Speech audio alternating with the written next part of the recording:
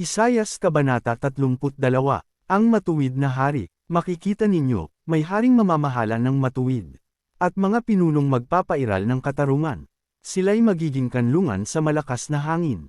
At pananggalang sa nagngangalit na bagyo.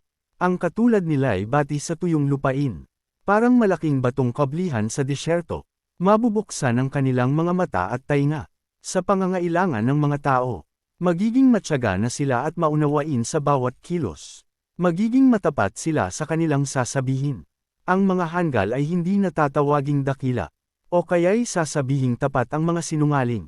Ang sinasabi ng mangmang ay puro kamangmangan. At puro kasamaan ang kanyang iniisip. Paglapastangan kay Yahweh ang ginagawa niya't sinasabi. Minsan may hindi siya nagpakain ng nagugutom. O nagpainom ng nauuhaw. Masama ang gawain ng taong hanggal.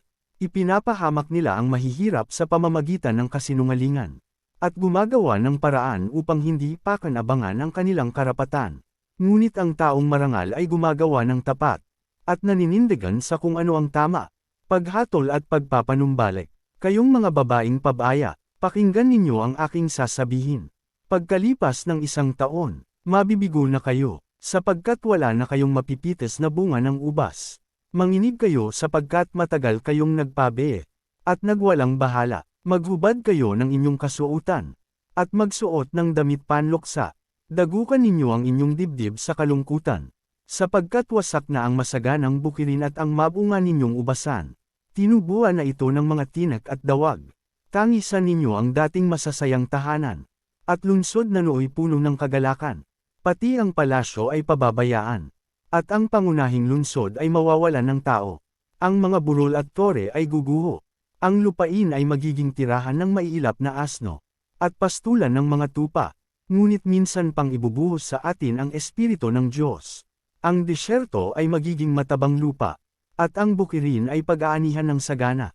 Ang katarungan at katwiran ay maghahari sa buong lupain. Ang bunga ng katwiran ay kapayapaan. At ito'y magdudulot ng katahimikan at pagtitiwala magpakailanman. Ang bayan ng Diyos ay mamumuhay sa isang payapa, ligtas, at tahimik na pamayanan. Kahit paumulan ng yelo sa kagubatan, at mapatag ang kabundukan, magiging maligaya ang lahat dahil sa saganang tubig para sa mga pananim. At malawak na pastulan ng mga baka at asno.